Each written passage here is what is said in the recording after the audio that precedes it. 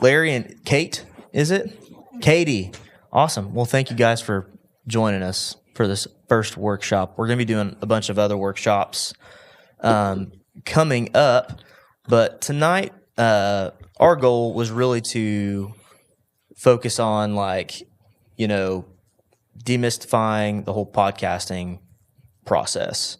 And so Richard and I have talked a little bit about what we're going to talk about, but not really. I kind of wanted this just to be a super casual conversation. Sure. And so, I want to talk about what gear you need to get started. I want to talk about, how you get published. I want to talk about, how to figure out what to talk about. And then I want to talk about what we kind of do here and how we can be the solution for those things.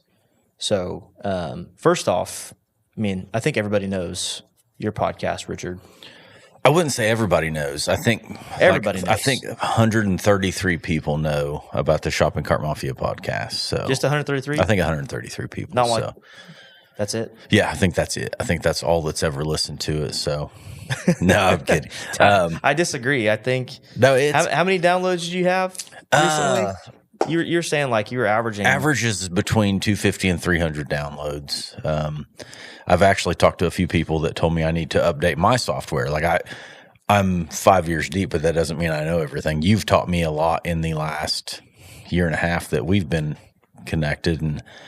So the software I use only tracks downloads. It doesn't track listens. So I don't download any podcasts. I don't know of any software that actually tracks listens. Okay. Unless you're specifically trying to monitor Spotify and things like that. Yeah. But it's different. Right. Spotify is its own animal, which is an awesome one. But so I've had as many as 800 downloads on an episode. So that one actually felt really good. Pretty wild to think about. The cool thing is when you go into your host software, you can see where these are coming from, though.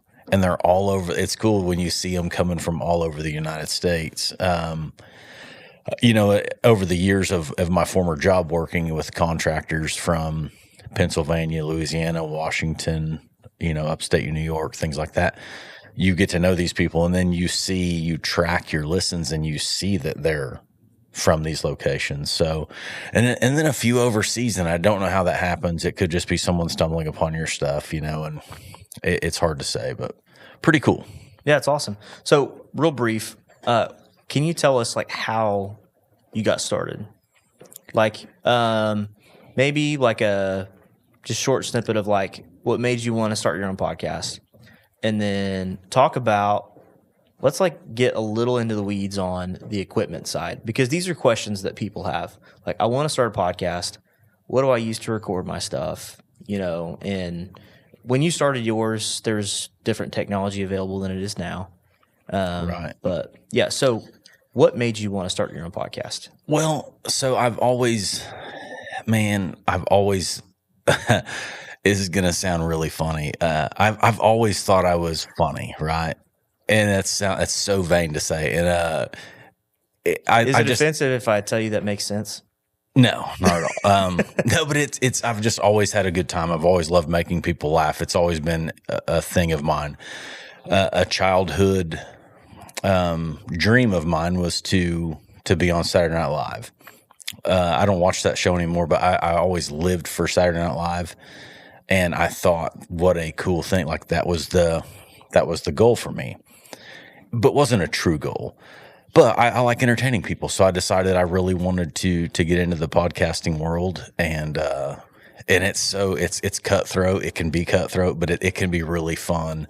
But that's why I wanted to get into it. It was really an outlet to entertain people.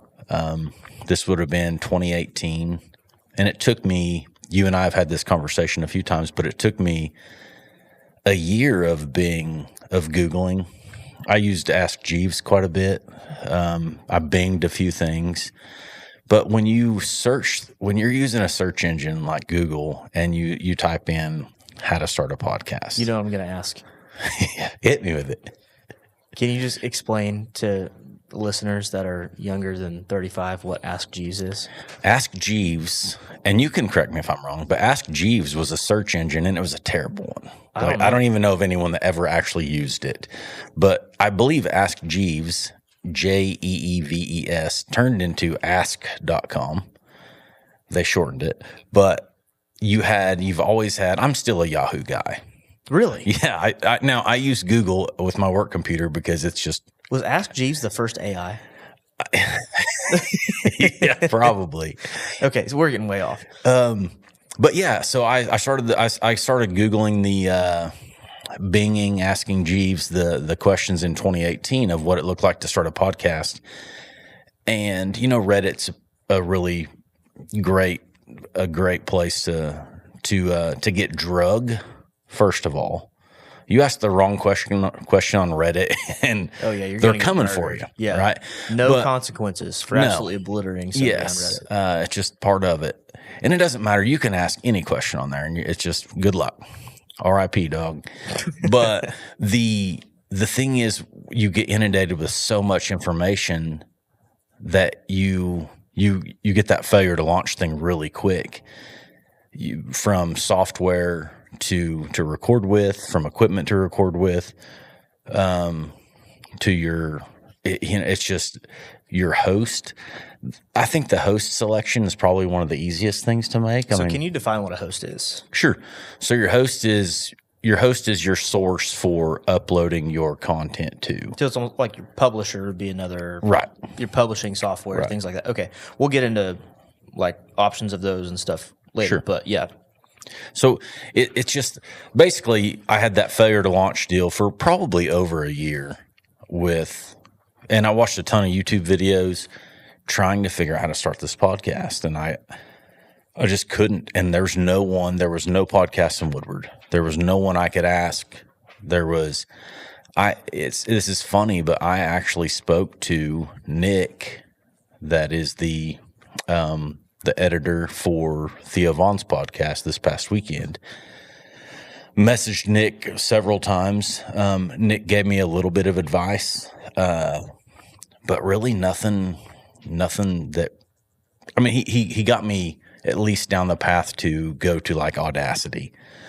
Audacity's an online recording software that you can use. It's free, and it's great. It worked great for me until I wanted more than 2 channels, and then it no longer worked. So then it pushed me to do something else. But my very first podcast episode, oh my gosh, dude, it's trash. It's absolute trash. And I think, so I've done 101 right now, and I went back and listened to episode 1 before we did episode 100 here at Studio Creative, and it was just trash. It was 25 minutes of trash. And then I listened to episode 99, and it was an hour and a half of trash. So in those 5 years, nothing's changed, right? The podcast is still trash, but no, it sounds a little bit better.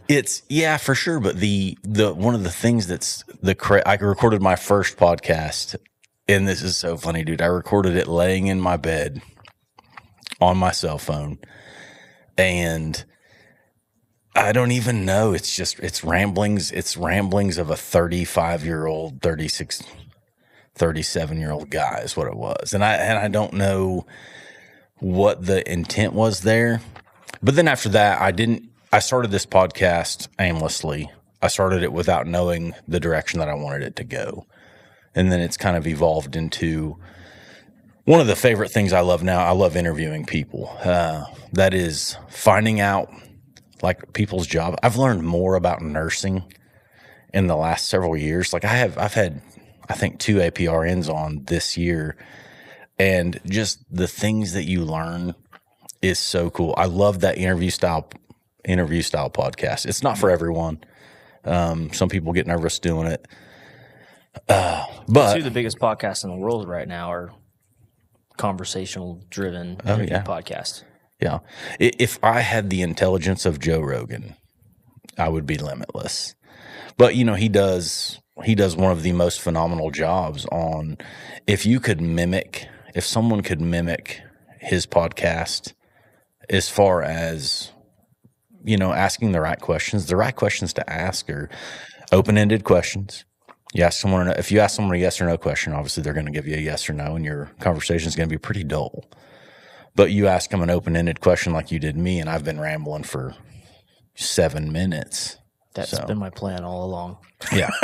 Worked out well. Well played, Nathan. Yeah, well man, played. I got you. But yeah, anyway, man, the Shopping Cart Mafia podcast, we've been at it since 2019, but had like I said, over a year of failure to launch just due to not knowing what to do. And then finally, when I pulled the trigger, I used Audacity to record into. I bought a Scarlett. I think it was like a Focusrite. Yeah, I bought a Scarlett Focusrite 8i8, which it's really just I guess it's a 2-in, 2-out audio interface. Right. And I had some cheap Audio Technica microphones that I still have. I have them just as extras. I've loaned those out to people. I've loaned my audio interfaces out to people that kind of they were going to, dip their toes in the water on it and see about getting into it. And I'd do anything to help people. I love people, the thought of someone trying to do this and I want them to be successful. Randy Salee, Randy owns All Star Customs here in Woodward. Free shout out, Randy. You're welcome. But no, Randy started a podcast called, Dude Unperfect. I'm like, you're so getting sued if you ever get big. And he never did. But anyway, he had a ton of questions and I helped him start his podcast. He had the exact same microphones, the exact same audio interface. He was only good for two mics, and using Audacity, and he did great. I think he put out like 7 episodes and then life got busy, work got busy, so he just kicked it to the side. But he did an interview with Carl Scott from Power Rig that was one of my, Carl's a he's a punk. I mean, for lack of there's better words to use, but I'm trying to keep it PG. But Carl's a good friend of mine, and I've had Carl on my podcast, and it was more along the lines of us just talking crap back and forth, and a good interview, but Randy interviewed him so well. Carl explained the oil field, kind of the process of drilling for natural gas, drilling for crude. It was one of the best podcasts, and I loved it. And but anyway, it was neat to help Randy out and get him set up. But he's really the only one that took it to. I bet I've had 15 people over the last 5 years ask me how to start a podcast, and I've sent them all the information that I could. Same conversation that that we're talking about now is you get so inundated. I'm like, hey, I'm not saying this is the best way. I'm not saying this is the right way. This is just how I know how to do it. And then you learn from there. Yeah.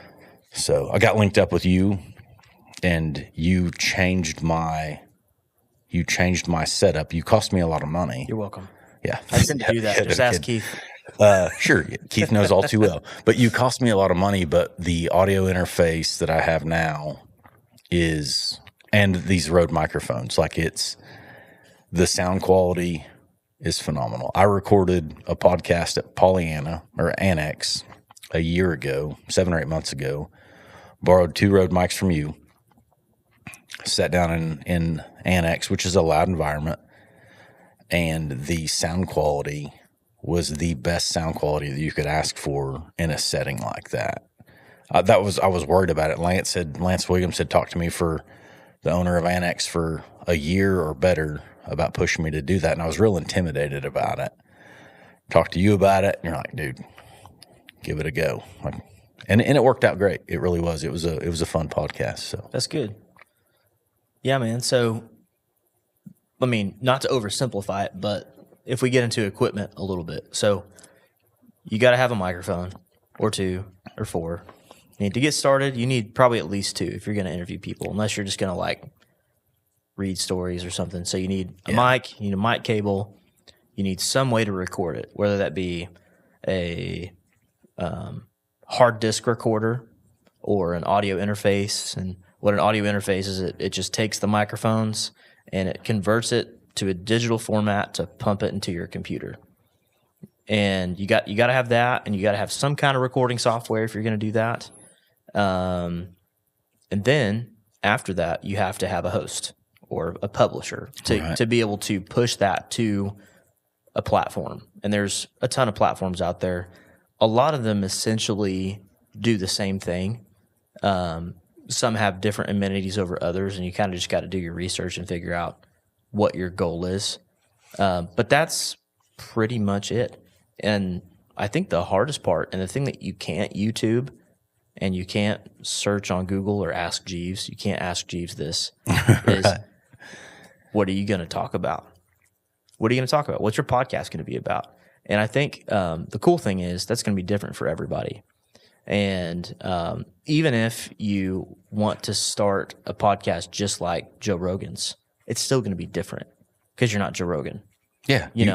You can't, first off, I think that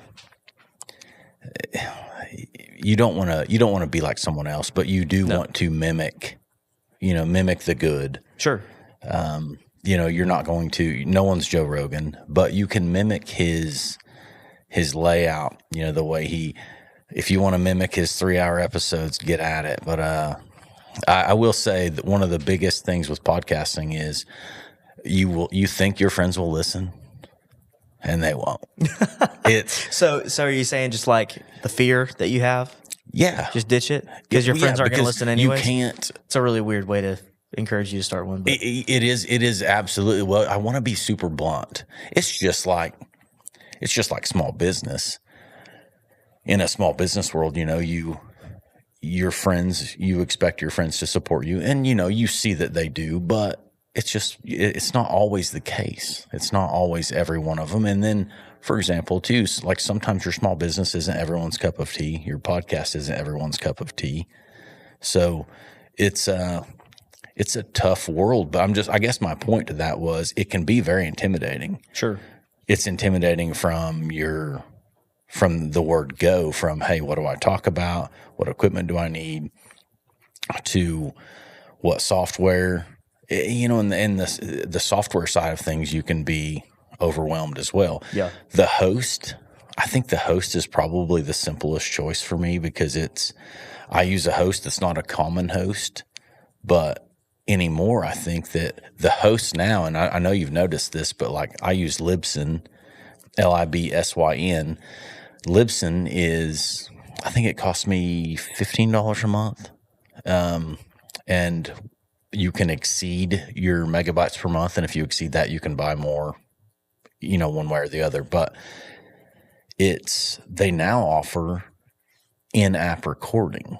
Yeah. In software recording. Yeah. They didn't offer that when I first started. So I could really do everything in that. I've never tried it. And I think it's worth a shot, but I think Riverside. Podbean, you can go live. Okay. You can do like live podcast and in-app stuff. Riverside's another one. Riverside is a unique one in the sense that Riverside.fm is what it's called. It's a unique one in the sense that it's really designed for like long distance recording. And I think there's one probably obvious thing that we might want to say. Not every podcast is a podcast with audio and video. For sure. Some podcasts just are audio. Some podcasts have a video element to it. Whatever you want to do, that's just up to you. But Riverside is a platform that allows you to take it's like a Zoom style platform, except their flag they're planting is that you can get higher quality video and audio recording than Zoom, because what you're recording from Zoom is literally an over-the-air version of something. It's like recording a telephone call versus recording you and me talking together in person. And so what Riverside does is, I'm not sponsored by them. We're not. We have looked into using that with the Drone Festival. We're fixing to start a podcast as well. And a lot of our people are not in Oklahoma, right? So how are we going to do that? Yeah. We're not going to travel to them. It's just not economical, but we don't want to use Zoom. So Riverside's a great option because what it does is it allows, it actually takes the source video and audio file from the person that you're interviewing and it uploads it to the cloud. and it links those things together on their platform. So it's and a pretty that's cool a deal. synced audio video file. Yes. Right. Yes. Which is, yeah. So their Riverside it's just, I've looked into their stuff and it's very cool, but I think you're right that it's more along the lines of, if you're doing something with person X and Y are in two different cities, it makes a lot of sense. Yeah. Which that's a more kind of probably advanced deal. And I would say, there's a lot of hosts out there. I'm a big fan of Podbean. They, and I'm sure other hosts allow this too, but their ad platform is really pretty unique in that sense. They have what they call dynamic inserts. So if you have people that are paying into your podcast to sponsor or anything like that, you can just upload the audio file and Podbean will just dynamically insert it. So you don't have to be an audio editor whiz genius to do this. It's pretty cool. And you can also advertise on other people's podcasts. And depending on what yours is, you can let other people advertise on yours. So it has this really cool monetization side to it. And that's what we are going to use once we start having more people utilize the space and use podcasts. So, and we're going to get into more of what Studio Creative kind of offers, but Podbean allows you to create a network, quote unquote, and publish RSS feeds to other podcasts like it would be your own. So, a lot of cool things there. So, let's talk just really brief, just equipment, right? And I think the culmination of all this stuff too is like what you said. Like you struggled starting your podcast for a bit because, and you can pull that mic stand back too. It's not going to fall over or nothing. Just settle back in. Are you sure? Yeah. Watch it fall over. Like I told you, dude. No, man. People are always scared to like touch the mic stands and move it and stuff, but you just got to do it. Well, I did dump this.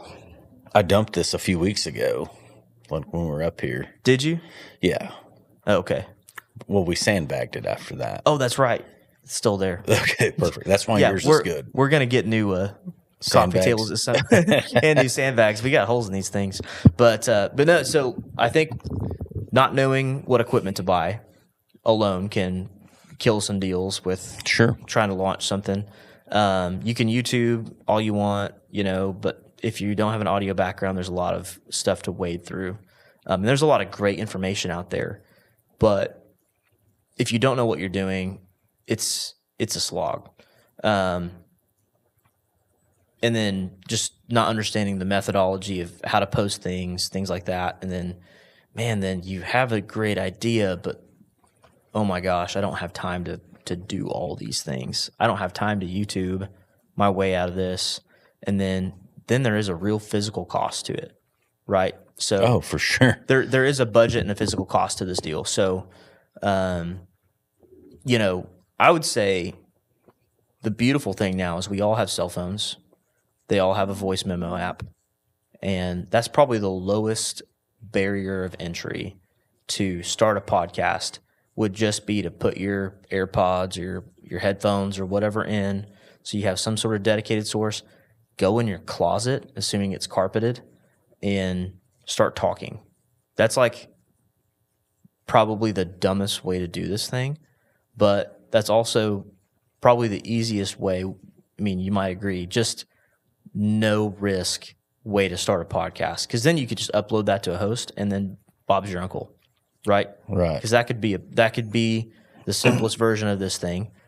But the problem with that is you probably don't take yourself very seriously, and you're probably not going to continue doing it if you're doing it like that for very long, because there is something to say about having skin in the game to do something. If you that initial investment, first off, the initial investment almost guarantees you that you're going to do at least one more. At least, because you spent some one money. more and one more. It does push you to stick with it.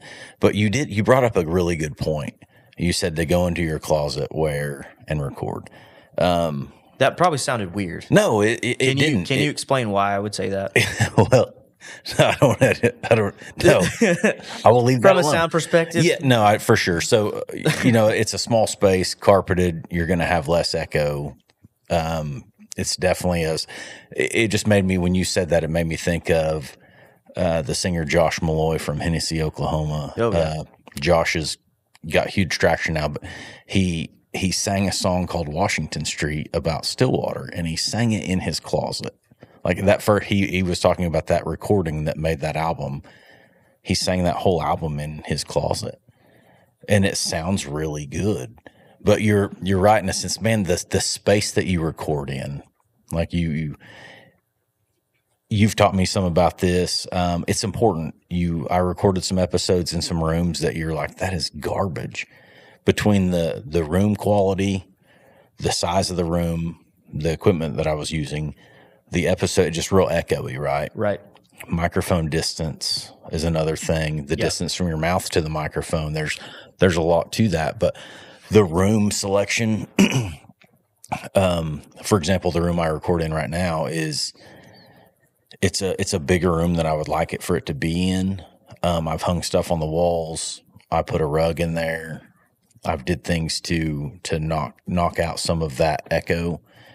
The Rode microphones were probably one of the best upgrades I made, just as far as killing some of that echo. Yeah. I had some cheaper Chinese microphones prior to those, and those were a game changer for sound quality. But yeah, the room space that you're in, to me, you don't want it to be any bigger than it needs to be. But then you look at a place like, Joe Rogan's studio, which their soundproofing is phenomenal. I mean, they've got stuff on the ceiling. The other thing is they've got big old thick furry curtains on either side, which do a lot. We have some acoustic treatment in here too, because the floor to ceiling echo is just insane. Yeah. And we've got a rug, but it's not thick. It's doing a little bit. I think this corner space, it does help. Helps this quite a bit. It does help. There's less of an acoustic footprint in this particular part of the room. So that is something to consider when starting your podcast, and not to get like super snobby about it even. My background as an audio engineer would say, like, well, obviously you want to give your audio the best chance it can't have to be heard. But really, you just don't want it to be a distraction. You don't want it to sound like you're talking to somebody on the other side of a warehouse. Right. And it's just kind of just distracting or hard to hear. Like, some people are kind of soft-spoken. So you just really want to get out of the way. And so, a lot of podcasts, like the Sean Ryan podcast, like there's a lot of room tone in those microphones, like, because they move around a ton, and it's just, they get loud, and it is what it is. But one of the most successful podcasts on the planet right now. And so that's just something to consider. Like, it almost doesn't matter what microphone you buy to start. It matters what quality you have going forward, depending on how serious you get. Mm-hmm. You can upgrade at any time. Yeah, you can upgrade anytime. And so, like, I have an Amazon list that I'm going to share with you guys. Sorry that our QR code's not working. That literally happened like right when you guys walked in, so I think it's Larry's fault. Sorry, Larry. But I've got $100 setup on there that has 2 microphones and a recorder, and it'll guarantee you that it'll last at least for one episode, probably. Yeah, you're right. It's a grab bag deal. I don't endorse the quality of that thing, but it's a start. It can get you going. Another thing I have on there is a 4-input hard disk recorder. So what a hard disk recorder is, and not to patronize people, if you already know this, great, but it is just a device that you can plug a microphone into, and it has a micro SD card or some other kind of memory form on it, and it allows you to record. Think of like a news reporter, like a court reporter that has like something they ask somebody else like a question on, and they pitch it back to them. That is a hard disk recorder with a built-in microphone on it. This just allows you to plug one in. And Zoom has a great one, and it's built for podcasters, and so that's a fantastic option. We here at the studio, we have what's called a Podcaster 2. Is it a podcaster or a Procaster? Procaster. Procaster. Roadcaster. Samsonite. Neither one of us I know was it. way off. I got the Roadcaster box. Pro 2. Thanks, Keith. Roadcaster Pro 2. Yes. So what the Roadcaster is it is a hard disk recorder. It's got 4 microphone inputs. It's got 4 headphone outputs. So, if we had some headphone extensions and we could put headphones on and do the whole thing, it's a podcast production solution. And it's really overbuilt for most things. Like, it has the ability to put sound bites in it, so I just will never use that function, but it's an incredible option. They have 4-channel versions. They have 2-channel versions. The 4 channel is going to run you about what is it, like $600, $700, something like that. You can buy bundles with these microphones. So these are called Rode. RODE is the company. It's an Australian company. Pod mics, POD mic. These are incredible. They're about $100 a piece, and we've actually got these things called pop filters on them. They're these like little black deals, and they actually just pop right off of the microphone, just like that. This is what the mic actually looks like, and these things are called pop filters. They're little foam deals, and they just really prevent your plosives from making that pop sound on the microphones. And you're like where I've got a gap in my teeth. I hard enunciate my S's. Your just sibilance is so it just kind of popping. So it rolls off of there. So it really helps just kind of deaden those things down. Right. And another great mic option. So this has kind of like been touted or known as like the podcaster mic, like the holy grail of podcaster mics. The Shure SM7B. It's a fantastic microphone. Beautiful microphone. It got popular before podcasters used it. Prince and Michael Jackson used this microphone to record almost all their songs. Like, it's a killer microphone. Oh, really? It's actually my favorite hi-hat microphone. Funny enough. And it's a stellar mic. Those run about $400 new, give or take. You can find them used for $250, $300. But this is a game of multiples, right? So if you're having a 4-person setup, that's $1,200, like $1,300. Yeah, it can get very expensive very quick. Just on microphones right away.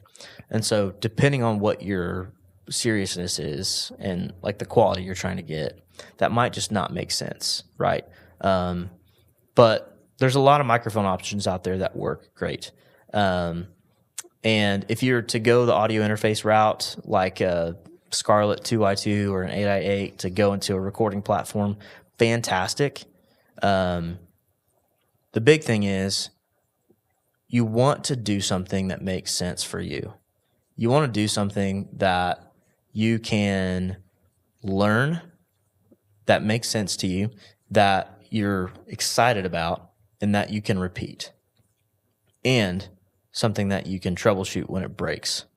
So if you get something that's like way out of your league and you just don't really understand how this thing works at all, and chances are you spent some money on it, well, crap, I can't figure out why this thing isn't working, and then guess what?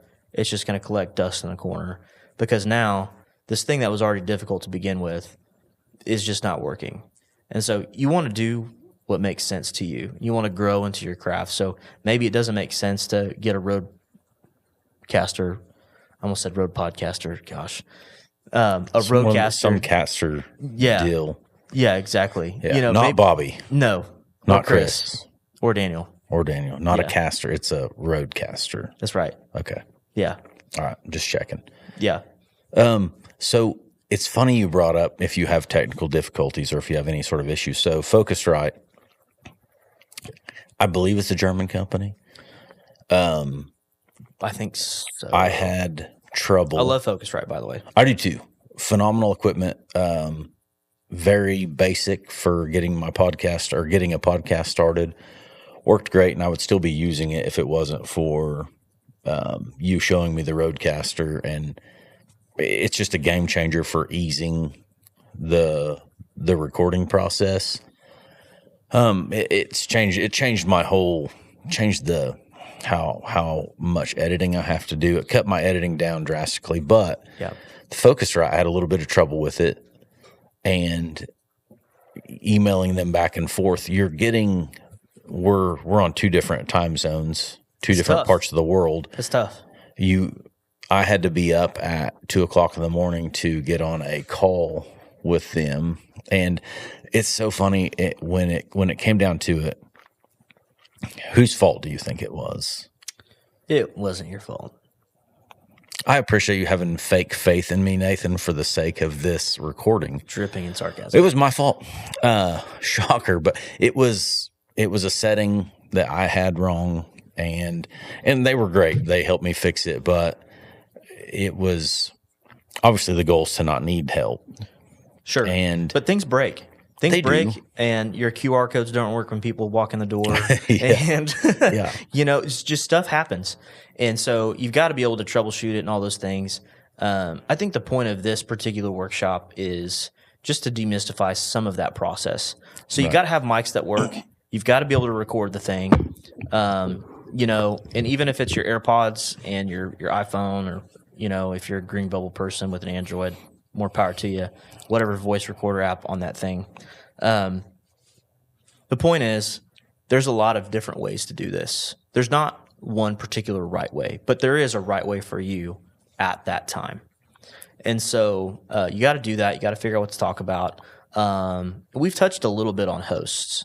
Do you feel like we've kind of we should dive into that just a little bit more? Let's do it. So what a host does is it allows you to take your podcast and it can publish it to things like Apple Podcast, Amazon Prime, Spotify, iHeartRadio. Like there's a ton of different things. Apple Podcasts and Spotify are probably the two biggest ones.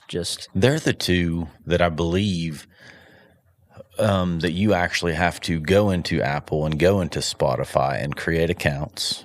Apple, I think, costs $100 several years ago. It cost $100 to get your content into Apple. It's a one-time fee. Spotify was free, but those are the two that when you're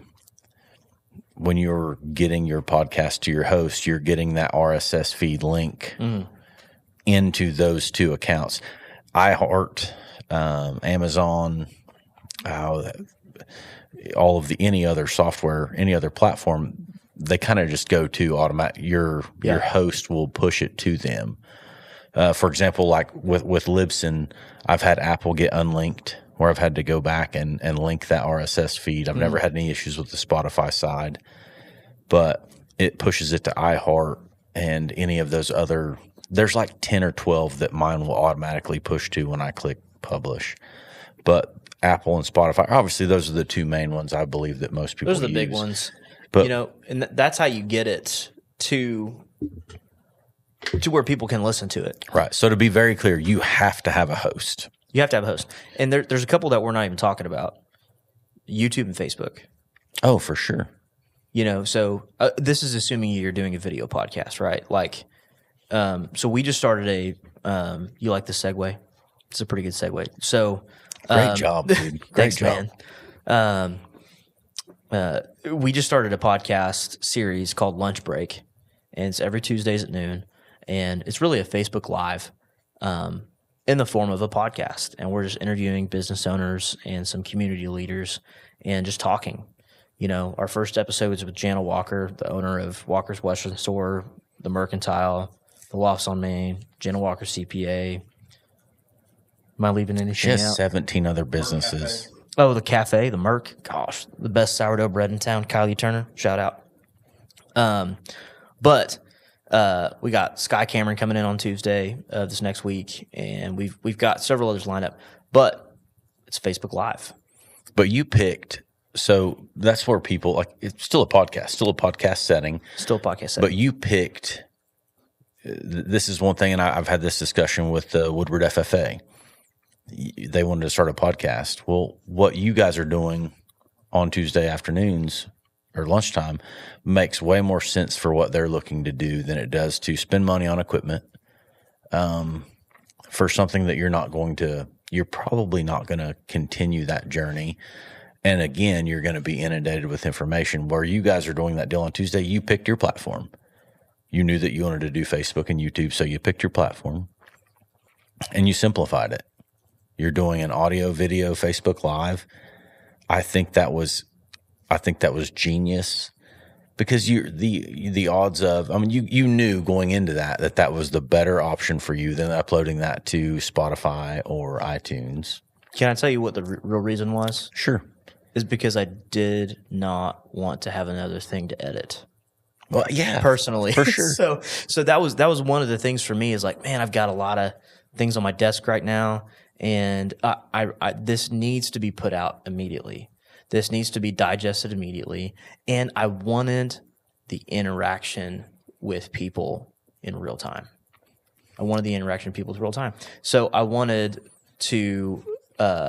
The real goal, I mean, for one, is to pump up other people, and number two is to start conversations around the studio and to get it out in front of more people, right? That's just to grow our audience, grow our brand. And there's something about the immediacy of a Facebook Live and the interaction of it and the teetering on the edge of destruction that, that is, it can only be done with a live thing. It's not for everything. It is definitely not for everything. But those are 15, 30-minute episodes, very bite-sized, that you can listen to on your lunch break, And so that's another format, YouTube, Facebook, that people could publish on, and it effectively fulfill that podcast side.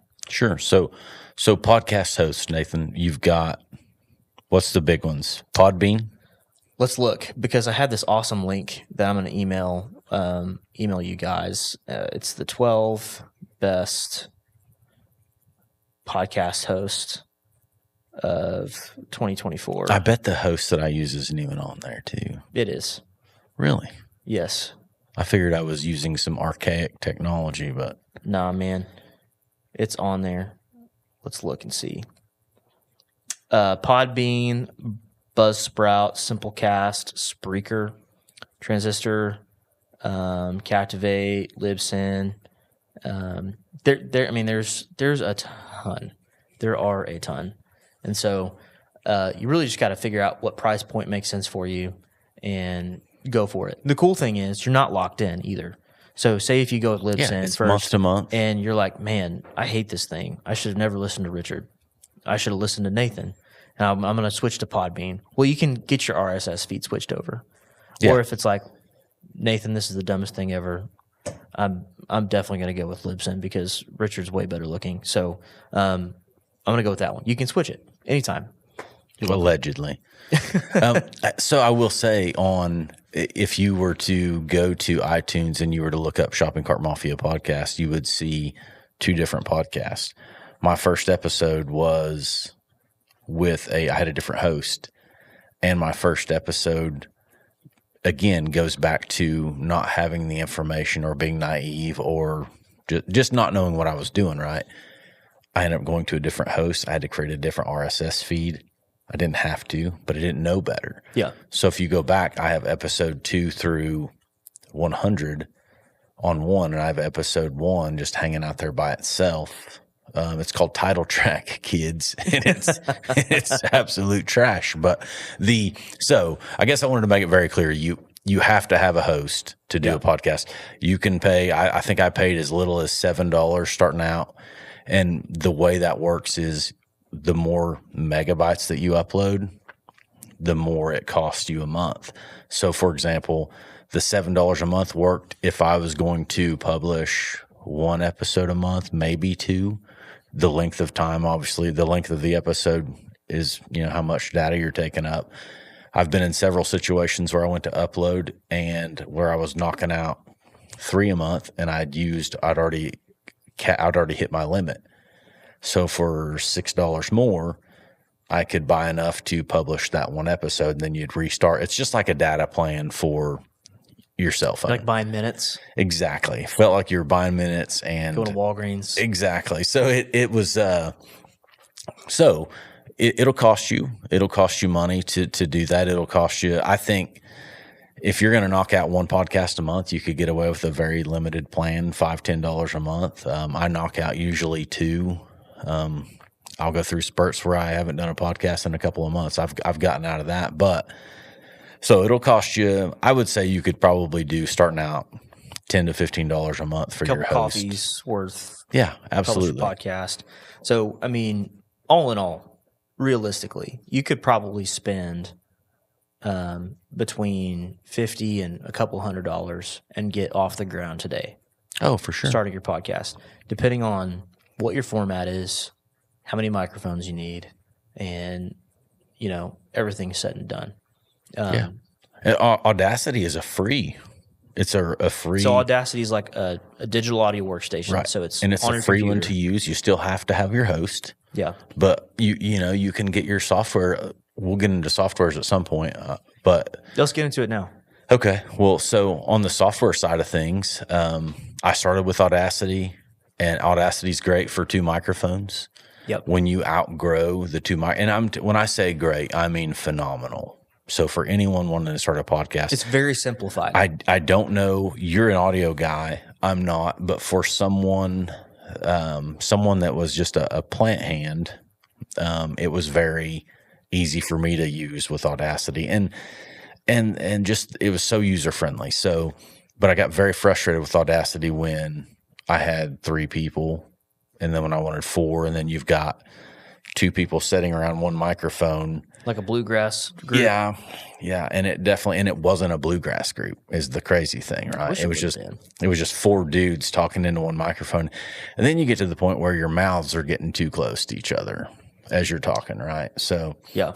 had to Very frowned upon. yeah, it's weird. No, so yeah. So anyway, no, so it just like Audacity was great starting out. So for anyone starting out, you could use Audacity. But then I upgraded to a software called Hindenburg, and man, I will tell you right now, if I could probably redo this, I would go back to something a little bit more simple. Hindenburg is there's a ton of people that use it across the world for podcasting, but it's overcomplicated.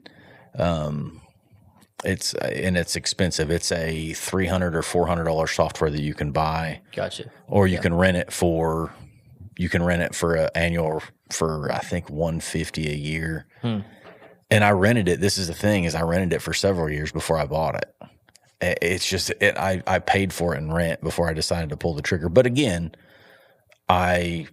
it's an expense that it's not a must expense, right? Yeah. It is if you want a podcast, but it's not a must expense in your life. So again, it took me 5 years to have the audio equipment that I think I'm good with long term. But Yeah.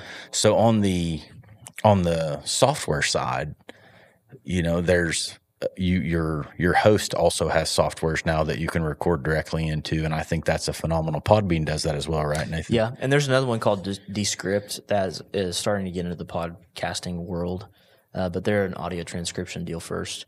Podbean does have an online recorder. Something too to kind of note, like we're talking software. At some point, you're going to have to edit your podcast a little bit, even if that's just cut a little bit at the beginning, trim a little bit at the end. Like you've got to have something. Oh, for sure. Audacity is free. There are free versions of platforms like Studio One. If you have a Mac, it might have come with a copy of GarageBand for free or Logic for like a couple $100. You know, again, get something that makes sense to you. And get something that you can find a lot of YouTube videos on. Like, don't find the most obscure stinking thing that you can't find any resources on, because you will be on an island. Oh, for sure. You know, we'll go back to the Rodecaster Pro 2 real quick on the equipment side. If you go to if you go to Rode's YouTube page, they have the most giant plethora of tons of content, and it's good stuff. So when I bought before I bought the Rodecaster Pro 2, we had talked about it. I went to Google and I watched. There was 5 videos that were very straight to the point, that were less than 10, 15 minutes each, that taught me how to use it. And I was like, this is a godsend. Yeah. And there was, I will say, there was less of those for the equipment I was using before. Yeah. The cool thing with something purpose built for podcasting, these mics are tuned for the human voice for podcasting. It's a very specific style of sound. The Rodecaster is equipped and has processing inside of it that is dedicated, and its sole purpose is to make it sound like a podcast. Audacity, Studio One, Logic, GarageBand, man, all of these different Pro Tools, can't not mention them. You could record anything in those pro level platforms. And so you kind of have to have a little bit more technical skill to get where you're wanting to go.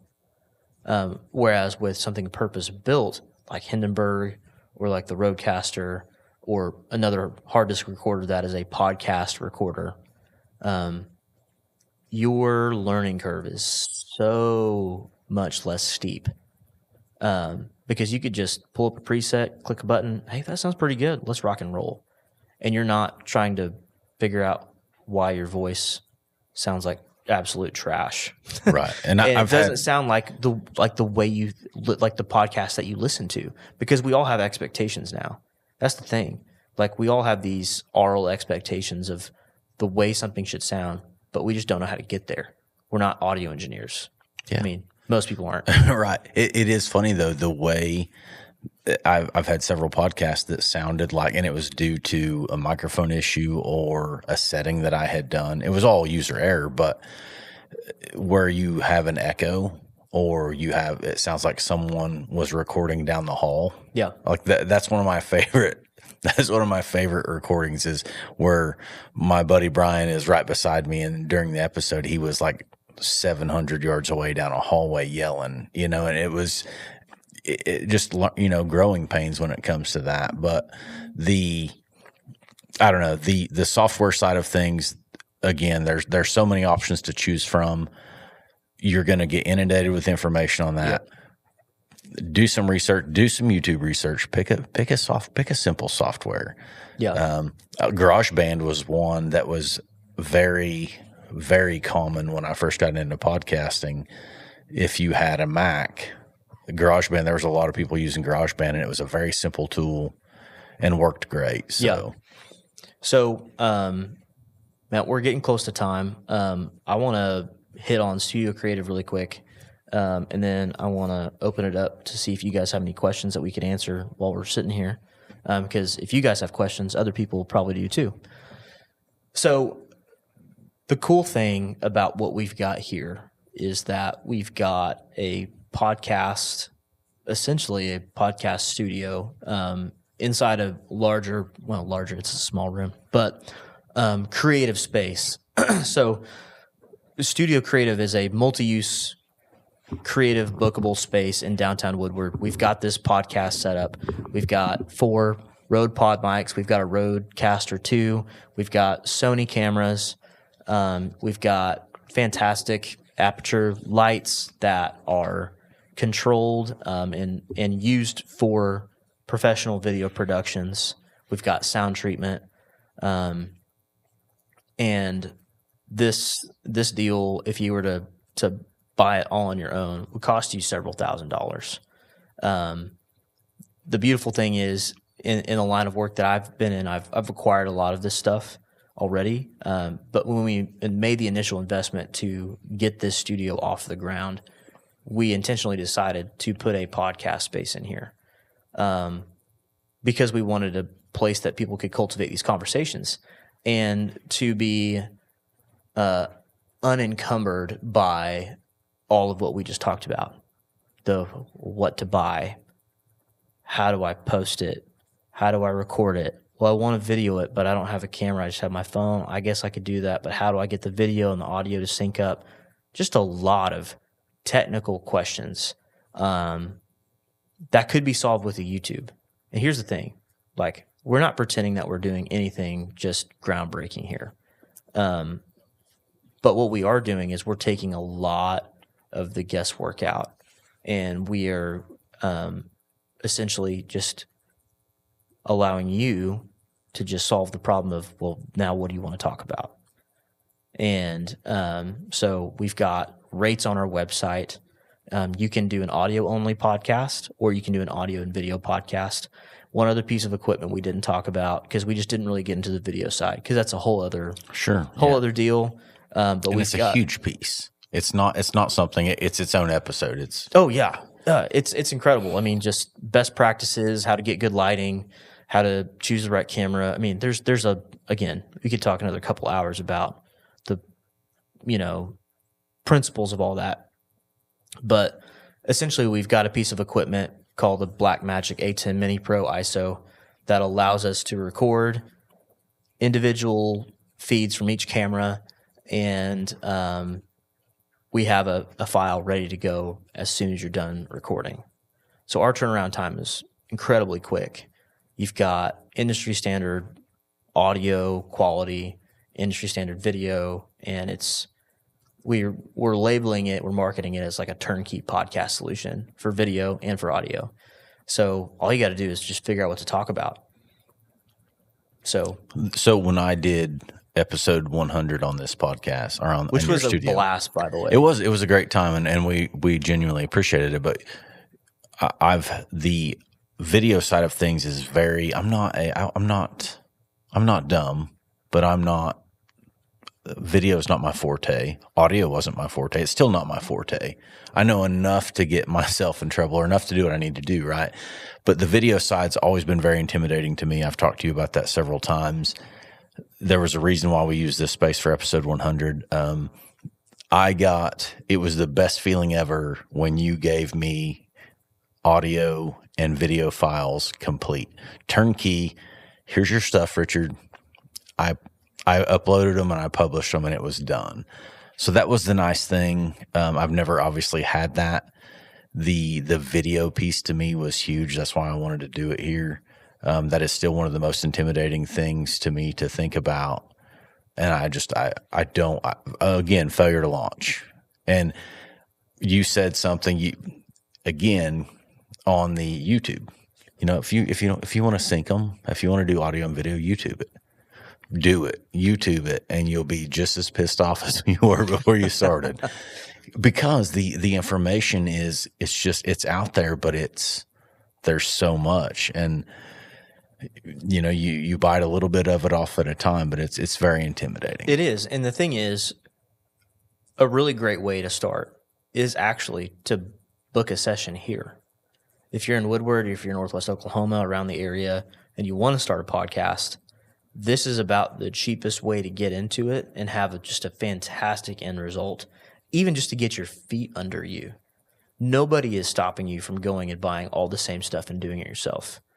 Yeah. But the thing is, you haven't. So, or maybe you have, and you're just struggling with getting it going. And this could be just a fantastic way to incubate something, to get the spark going. Or maybe you just don't want to own the stuff. Like you just have no interest in owning it, right, but you want to start something. Well, this is a great solution. You guys will also help people start the podcast, right? Get it off the ground, like help them with the setup of the things that they're unsure of, right? Yeah. So we, a part of our products is that we can publish those for you under a network. So they go to your own thing. You're going to have to, get your own feed set up and all that kind of stuff. You're going to have to do some legwork. Yeah, but we can get it there. So that's a whole other deal. But yeah, it's here's totally the cool turnkey. thing, man. I like, if you have a question, I love helping people. Absolutely. If I can help you, I'll gladly help you. I have some extra microphones. I have a lot of extra things, but like ask people. Like I sure don't mind. I want to see if someone wants to do a podcast. I want to help them do a podcast. Sure. Yeah, man. I love getting to talk to people about all that kind of stuff. And I mean, relationships is why we do all the things right to begin with. So, all right, let's open it up to a couple questions and then we'll wrap this thing. So do you guys have any questions that we could answer about anything? He just answered my question. Well, dang it, Richard. What was it? That way we can. If I came in, you would walk me basically through step 1 to 10. Yeah. Yeah, we would walk through just how to get going, what to talk about, you know. And some of that could even be handled over a phone call or anything like that. Like if you wanted to book a session, but you're kind of unsure of things and kind of had some apprehension there, like we could handle that ahead of time, you know, and kind of help you navigate exactly what it is. Because the last thing we want is for you to have a bad experience recording something too. If like, you know, you have an idea for something, you're just not sure about it. Oh, let's do it anyways. And you get here and then you spend some money. And you're like, well, that sucked. I don't want to do that again. We don't want that, right? So, so yeah, we can absolutely help with that stuff. So, how about each of you individually? What is your biggest regret? You've done 100 podcasts. What's your biggest regret? The thing that you did you wish you hadn't? I think looking back at, so the question was, what's my biggest regret with my podcast? That something I wish I wouldn't have done. A couple. Bite the bullet up front, buy the better equipment. As scary as that sounds, it is a big investment, but I wish I would have done that. My audio content would have been better from start to finish. Another thing is just, and it's a me thing, but you asked the question. So probably growing up a little bit. My podcast started out very immature, and it's still immature, but it's to the maturity level that I like it to be at now. But yeah, so equipment, probably the biggest regret was not buying the better equipment up front. It's not a must, and I don't want that. I say that, and I'm probably going to. I don't want to give anyone failure to launch. I would say buy the best equipment that you can afford at the time. Yeah, for sure. And I did not do that. The piece is too, if you can choose one or the other, I would probably choose a better recorder and a crappier microphone, because it's really hard to get started. And if you can afford to buy the biggest piece to get into it, do that and get like a couple of Shure SM58s for $50 used, or buy some China, like get the things. And, you know, but if you can't do that, then just do something. The worst part about it is being inspired to do something, having a really great thing that you're excited about, and then just never doing it. Right. We had a conversation with Katie when she walked in, and Keith had asked the question, like, you know, what she wanted to do. And you could tell she kind of lit up when she's talking about it. Like, she knows what she wants to do. She's got it figured out, which is more than most people. So don't have the failure to launch. Like, pull the trigger, because you have a good idea, roll with it. So, yeah. Nathan, real quick, I just want to, I know we're wrapping up, but do you mind hitting them real quick with a quick recap of what it takes to get the podcast off the ground? Like, what do you need? Like, so you need a host, software. Yeah. So you need a microphone of some kind. You need a way to record. You need a host, and then you need something to talk about. So some sort of an idea, a plan, something. And that is a very oversimplified version of this. And the only reason I say it that way is because there are a lot of correct ways to do this. And it just depends on what's right for you. Yeah. Only you know what that is, based on your budget, based on your expertise, based on your time, your availability. Because you might not have all the time in the world to research stuff and to go do the thing. But chances are, if you're listening to this, you're already down that path. You already want to figure this thing out, and you're kind of ready to hit go. So just do it. Yeah. Go to Apple, go to Spotify, create your account. Yeah. Get those set up. That's the two big platforms, obviously, for audio. But go to those, create your account, get your RSS feed from them. Yep. And then I would just do a bunch. Keep Googling. Always keep learning. And reach out to Richard, to me, to other people that you trust about this stuff. I mean, shoot, you message Theo Vaughn's editor. Like, these people are on Instagram. They're like a DM away. Right. And they are not gatekeeping anything. Again, what we're doing is not revolutionary or proprietary by any means. And so, the world is just a microphone away in a sense, which is also scary. You're gonna make mistakes. You're gonna 100%. tap the mic. You're gonna tap the table. You're Dude, gonna make all sorts of audio I mistakes. just kicked the crap out of this coffee table a few minutes ago. Well, I'm my own biggest critic when it comes to my audio. Oh, sure. And I pick it apart. And I've had several people like, I didn't notice, or it's not a big deal. But then I listen to Theo Vaughn and I listen to Joe Rogan, and when they make mistakes, well, like, how did Jamie miss this? How did Nick miss editing that? How did they miss that? They just don't edit it. It's not important. It doesn't matter. The thing is, it doesn't matter. I actually love that. I love it. I love that you get airdropped into their conversations. I love that you can hear just papers rustling or, drinks being poured or whatever. It genuinely doesn't matter. It just feels like for one, they want people to feel like you're in the conversation. So they do a great job of that. You just got to figure out what your thing is. Yeah. And I think it's also important to note that the podcast that we're really talking about here is just getting started. We're not talking about like Crime Junkie produced podcast with custom backing tracks and all that. That's a whole other beautiful thing. But we're just talking about having conversations here. So, man, if you want to get that started, just do it. You can email us at info@studiocreative.studio. If you have any questions, we'd be happy to answer whatever. Facebook us, anything like that. If you know us, text us. And if you want to book your podcast, you want to get that started today, you can go to studiocreative.studio. And you can do that at any time. We'd love to have you. So, hey, thanks for tuning in to this first workshop in our series of workshops. The next one we've got coming up is going to be over studio lighting, how to get started with that for photographers. So, Richard, dude, thanks for coming and hanging absolutely, out, man. Appreciate you. Appreciate the invite. Taking an hour of your Thursday evening and coming and chilling with us. So, thanks you guys for being here. We really appreciate you guys. So, and thanks to Keith for chilling out on the switcher. Awesome. Thanks, guys.